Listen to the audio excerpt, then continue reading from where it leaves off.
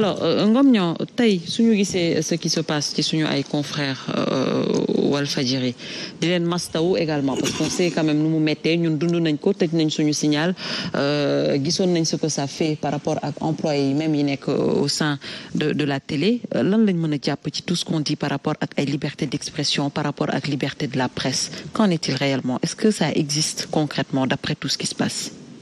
Bien sûr bu existé wuloon je pense que émission bi du mën a tenir parce que comme ni mu ko waxee je pense que booy comparer un régime totalitaire boo demee dans les pays où il y a une monarchie absolue defe naa ne émission bu mel nii sa mënut a am boo doo invité opposition invité pouvoir ce n'est même pas possible pensable et loo ko defee rek xam nga li la ciy fekk donc ñu mën a wax rek ne c'est vrai que mën nañu gis ne Sénégal am na ay jafe-jafe loolu kenn mënu ko nëbb entre population yi entre politique yi et je pense que suñuy ut ay solution dañu war a waxante dëgg defe naa loolu la ñuy xaar si ñëpp mais bu fekkee comme ni may wax li ma gis toujours parce que problème bi ay politique ñoo ko indi boo defee émission lu mel ni ay signal télé nga wooyaat ay politique ma dégg suma co-débatteur li mu wax boo ma joxee parole aussi man ma war a gisee neneen li ngay wut ak li sénégalais yi di xaar doo ko am je pense que lu ne rek dañoo war a woo spécialistes yi nga xam ne ñoo ne ci secteur bi wala les acteurs pour que ñoom ñu mun ci wax parce que man li ma ci gis rek mooy yéen état bu gisee ne lii du yoon comme ni mu ko waxee ci ay texte lañ ko basé def nañ ko Sen TV mais depuis lors ñu def ko Sen TV liñ ko reproché defatu ko xam nga bu fekkoon da ngeen ko defaat dagguñ seen signal ngeen mën a ne ah ñun kat dañ ñu ko def ñu jéngu wala ñu xeex ñu dóor ko bàyyi mais liñ leen tere ngeen ba kenn waxu leen dara Walf bu amee lu mu def autorité bi gis ne parce que man xawma élément yi nekkuma ministère communication xawma arrêté bi liiruma ko mais jàpp naa ne comme ni mu ko waxee am na une base légale am na ay motifs parce que lu am rek lu ñu lay notifier dañ lay wax li waral décision bi donc décision bi bu amee ñoom déglu naa leen tey li ñu wax yëpp c'est politique comment une télé un directeur bu moom directeur général mun na taxaw di jël position si loo xam ne yow service public ngay def loo xam ne yoonam newu si mënoon na porter rek le combat man Walf vraiment yàgg naa fay def ay émission am naa l'un de mes meilleurs amis même travaille là-bas am naa fa ay xarit bi may nekk impôt Bourguiba anecdote rek la en 2007 dama dugg suma benn bureau chef de bureau je prends le dossier de Walfadjri par hasard je fais un contrôle fiscal par hasard comme ça ñëw wax chef de bureau bi ne ñii ça fait presque des années ils n'ont pas reversé les retenues à la source dues sur les salaires donc attends ma defal leen benn redressement mais duggaguma suma bureau le fait que ñu defar le truc yónnee ko coursier bi yóbbu ko la ñu taxaw di déclarer que ne c'est Ablaye Wade qui est derrière ainsi de suite waxu président Wade lu leen neex moment boobu ànduma ak Wade mais je savais que ça ne tenait pas du dëgg et ku dee ak sa bàmmeel c'est-à-dire dañoo nekk ci réew moo xam ne lu ñëw rek ñu politiquer ko te loolu baaxul. D'accord yow politisation. non loolu laa jàpp ne parce que Walf tey bu fekkee ne jàpp na ne liñ ko def wala base légale yi ñu jàpp wala motif yi liñ ko notifié moom am na jàpp na ne du yoon mën na ko xeexe neneen mais waroo ñëw def point de presse dajale une partie de l'opposition ñu lay won ne la affaire bi nii la yow tamit nga naan ay gatsa c'est que nit ñi dañu war a génn ci loolu. ils sont parfaitement est-ce qu'ils ne sont pas parfaitement libres. non tu liberté xam nga boo demee ba yore télé da ngay def service public ngay def parce que télé bi bu wone woo say mbokk kese wane woon li xew sa kër kese da ngay wane lu xew ci réew mi lu intéressé sénégalais yi booy tijji télé dafa am cahier de charge boo war a respecté donc munoo yore sa télé rek di def lu la neex loolu day yomb moo tax ma bëgg a jeexale foofu parce que ñoom ñu ngi soucié wu si ay perte d'emploi te li tax ñu dagg signal bi jàpp naa ne xëy na comme ni mu ko waxee incitation yi la ñu doon yàqal mais ñaata entreprise la ñu yàqal tey Auchan ñaata nit ñooy dem chômage technique moment bi yow liñ lay tere sax li la dal war na wone ne war nga xam ne liñ la tere baaxul parce que yow yaa ngi door a soucier wu si sa personnel ceux qui vont partir en chômage technique et ceux qui sont morts et ceux qui ont perdu leur bien moo tax jàmm moo jare ñaan parce que lii kenn du ci mucc ku la gëmloo ne bu réew mi nërmeloo mu jëriñ ma day wax lu ko neex donc man li ma jàpp mooy que il faut une appréciation lucide de cette situation que les gens jéem a chercher lan moo indi yëf yi ak xool nuñ koy moytoo parce que tey il faut que l'opposition s'oppose il faut que le pouvoir gouverne mais il faut que réew mi aussi ñi nga xam ne politique mais ñu dund parce que réew mi aussi politique yi kese moomu ñu ko. Kilifa mais yow liiru la article ba pare nga bëgg a défendre. Kilifa foofu dafa am lu mu wax ne que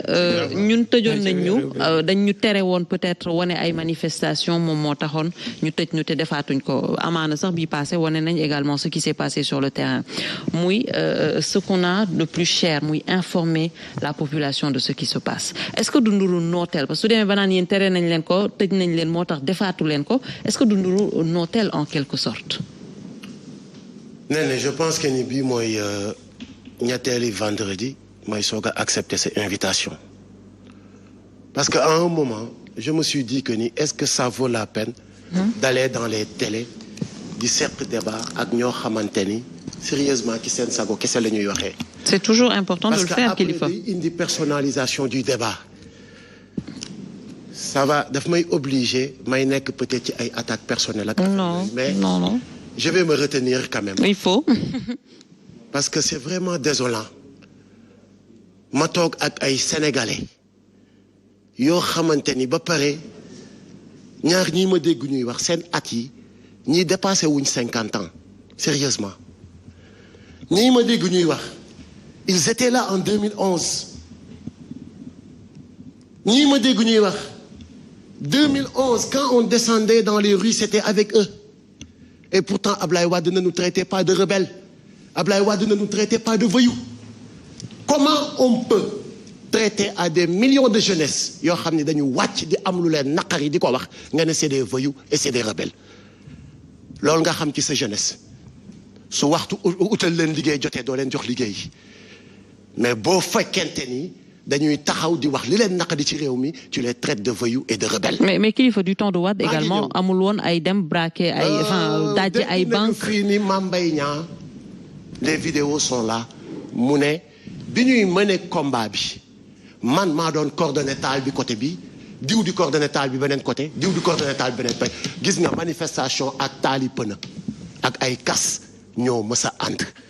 Ça c'est dans tous les pays du monde. ça c'est dans tous les pays du monde nee na ku baax bi ngay wax sànq malgré que li ngay wax dara neexuma ci dama la déglu sama temps de parole la laisse-moi parler voilà donc ñoo mës a ànd alors dans quel pays sommes-nous ban dëkk lañ ne TFM au temps de Wade bu ñu taalee benn mbuus sax dañ koy filmer wane ko.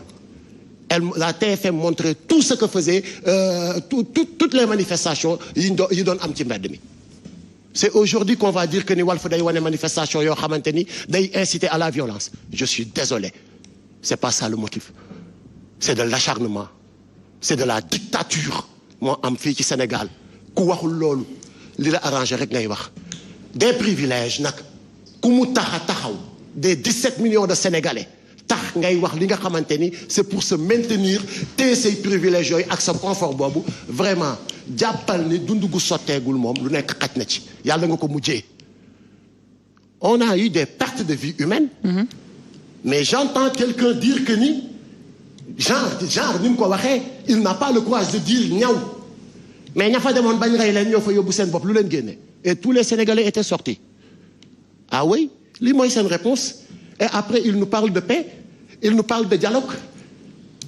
après des manifestations ñu ngi wër ci koñ yi di jàpp nit ñi di leen tëj ci kaso yi ñu gis fi ay manifestations yoo xamante ni la brutalité vient du côté de ñi nga xamante ni ñoo doon maté respect pour notre police et notre gendarmerie on a vu certes des images qui ont heurté comment on peut prendre un humain di ko def bouclier loolu moom du lu kenn inventé dañ ko gis jaxaran mais quand même quoi qu'on puisse dire ay grenades lacrymogènes lañ yoroon di ko tirer des armes à feu donc le Sénégal est en insécurité totale des armes à feu di dugg te état di romb état di dugg fii ci dëkk bi ay yeneen nit di ko téye. En plus le paradoxe. Oui. mooy que ni.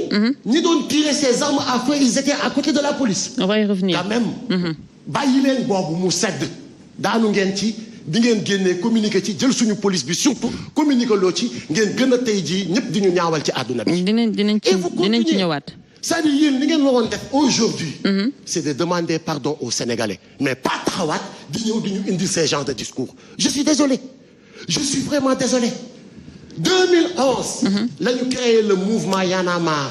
Oui. En janvier 2011 on a eu des gardes à vue mais malgré toute manifestation yu mës a am man maa ci mës a taxaw procès ci Y'en a marre te bi ma taxawee procès ci Y'en a marre dañu ma relaxé mais aujourd'hui li ñu constaté lan la bu nit daf waxee xalaatam àndut ak yéen ngeen tëj ko ci kaso bi su Serigne Saliou Gueye journaliste waxee xalaatam àndut ak yéen ngeen tëj ko ci kaso bi ne amul carte presse su Walfadjri diffusé ñu tëj Walfadjri parce que àndut ak yéen te pourtant gis nañ leeral di diffuser les mêmes images que Walfadjri wala leeral moom mooy rafet yaay Walfadjri ñoom ñooy ñaaw yaay ay je suis vraiment désolé wax leen leneen il faut accepter que actuellement li nekk di xew sous le régime Macky Sall c'est de la dictature pensée unique bi ngeen fi bëgg kii ak dictature bi kenn du wax sa xalaat kenn du wax ñi ngay gisee kenn du opposé wu loolu lañ leen wax ngeen arrêté ko loolu moo mën a indi jàmm ci réew mi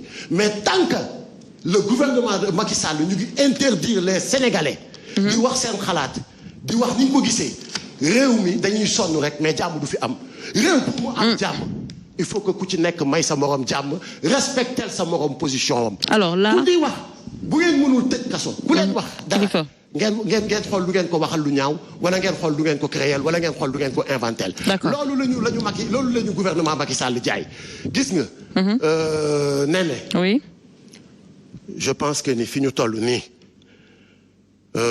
yenn genre débat yi jaratu ko parce que dafay gën a cultiver la haine. Non, il faut surtout pas.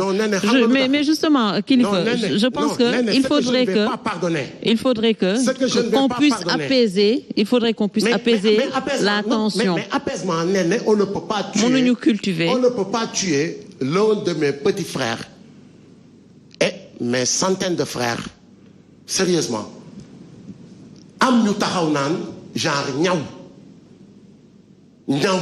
Non mais boobu ba léegi communication yi may gis ci télé yi nee na dama lay wax venant de leur côté ils jubilent. Non. Wallahi ils jubilent. Quand même. Il faut arrêter. Ouais, comment on peut jubiler sur la mort des personnes? dinaa leen ko xamal. Ouais, non, waxal sa wax rek quoi. fii laa koy waxee nag il faut être sérieux. Il faut être sérieux fii quand laa même. koy waxee ci waat. Kilifeu. Faut être sérieux. bu ngeen rayoon Sénégalais yi ba mu Non, des non, ñetti il ne Sénégalais. faut pas. Vous ne pouvez pas mettre les gens en mal Très avec bien. les Sénégalais. Alors, Comment on peut se réjouir? Nee na da nga fi dégg ñu jubiler devant la mort des Sénégalais. Non. Vous ne pouvez pas intimider. Non. Alors, s'il vous plaît. Tu as parlé. Non, mais boo ñuy wax loolu ñu wax dama la koy wax. Non, mais il faut nous faire dire ce qu'on a dit. Kilifeu. Non, je ne te laisse pas. Kilifeu. Je ne te laisse pas parce que tu ne dis pas la vérité. Ce que tu Kilifeu. dis, c'est pas la vérité. Kilifeu. Mais ñun luñ fi wax. D'accord. Alors, Qu'est-ce qu'on a dit? Daj, s'il vous plaît. Est-ce que ce qu'il dit, on l'a dit? Laissez-moi régler Est-ce ça. qu'on l'a dit? D'accord, laissez-moi régler ça, s'il vous Quand plaît. même. Je t'ai Mais laissé parler. parce Kilifeu. que man waxuma fi li ngay wax yow. Non, Kilifeu, s'il vous plaît. Kilifeu. Bu fekkee dafa am ku jubilé da ngay tudd mais da ngay tudd tur ku ko wax. Non, ma ne da ngay wax ku ko tudd. damay dégluwuma la yow mën nga ma noppi loo yow. Daj, s'il vous plaît. dégluwuma la. Daj, laissez-moi Non, moom régler ça. xoolal bu dee am na fit. Bu dee am na fit day tudd ki jubilé. Na ko tudd. Mais da nga koy tudd ki jubilé. Waaw mais tudd ko. Kilifeu. da nga koy tudd. Gis nga waaw d'accord Kilifeu déglu ma bu Kilifeu. fekkee si ñun la bokk mais ñun c'est pas ñi ànd ak ñun ñëpp dañoo d'accord si li ñuy wax. Kilifeu. C'est pas Kilifeu, parce que s'il vous on plaît, est de la attendez. mouvance qu'on est d'accord Attendez, avec je tout ce veux que juste les ñu gens régler benn disent. affaire avant d'avancer, Il s'il faut vous nous plaît. respecter quand même. S'il vous plaît, Kilifeu, dama bëgg juste ñu régler façon benn de affaire. Gis parler nga Kilifeu, avec ce qui se passe actuellement est dommage. Perte en vie juvénile yi am yëpp dañ koy déplorer. Aujourd'hui on est là s'il vous plaît Dad, laissez-moi régler ça s'il vous plaît. dañ fi nekk kilifa pour essayer d'apaiser cette tension. On a tous besoin de ça. On est là aujourd'hui pour chercher des solutions de sortie de crise. Donc c'est pas normal wala sax du rafet ñu ci yokkaat encore de l'huile sur le feu. Vous êtes là ñii ñu ngi fi ñun ñëpp ñu ngi fi dañuy débat Sénégal ñun ñëpp ko bokk benn bokk pour essayer de trouver des solutions pour jeexal cette crise là. Il faut que mu am parce qu'on va pas continuer sur ça di chamailler ci plateau yi di xuloo ci plateau yi ça ne sert absolument à rien du tout. xam nga lan moo koy waxal Néné, on a créé le mouvement Y en a marre en 2011. génne suñu projet NTS, le nouveau type de Sénégalais. Oui. Ne c'est un mouvement pacifique. Omar Faye ngi nii duma bàyyi ma fen. Ñun autant en 2011 quand les jeunes brûlaient des pneus. dañ doon dem sax di leen conscientiser. naan leen pneu yi ngeen di brûler ak di ko taal ñun ñoo koy nokkiwaat mu indil ñu loraange. Quand les jeunes cassaient. La même chose. Et je pense que ni Y en a marre discours boobu la tenir boobu ba tey moo tax mu def muy dund boobu ba tey di exister sur l'espace public. Mais dama ne Néné am na loo xamante ni il faut que bëgg dédouaner sa bopp bu mu tax ngay waxee noonu ak foo mën a bokk. D'accord. ak foo mën a bokk. On peut débattre ci respect parce que ñun ñëpp ay mag lañ. D'accord. bi may ñëw fii j'ai allumé la télé pour que mon fils me regarde parce que dama xam ni ay père de famille laa fiy fekk tamit la même chose. seen jabar coucou à notre fils alors doom ñu ngi leen di seetaan. D'accord, c'est très bien. Il faut un discours responsable. Les Sénégalais yi nga xamante ni ñu ngi nekk di ñu seetaan. Oui kilifa. nañ leen wan une belle image. C'est important. nañ leen wan ni que nous sommes à la hauteur. Effectivement loolu lañ soxla d'ailleurs. On n'est pas là pour ay parparloo. loolu lañ soxla. respect respect. loolu lañ soxla. mais sérieusement nañu débat boo xamante ni quand même. nañu am respect. Alors ci ñi nga xamante ni ñooy la jeunesse sénégalaise. Très bien, c'est important. Parce que je ne vais pas être là aussi ni traiter ma jeunesse de voyous et de rebelles. may toog di ko cautionner. On va y revenir. Alors pour fermer cette page pour fermer ci suñu première actualité mu nekkoon Walfadjri, je vais donner la parole à Abdoulaye Mbow en 30 secondes. Abdoulaye s'il te plaît.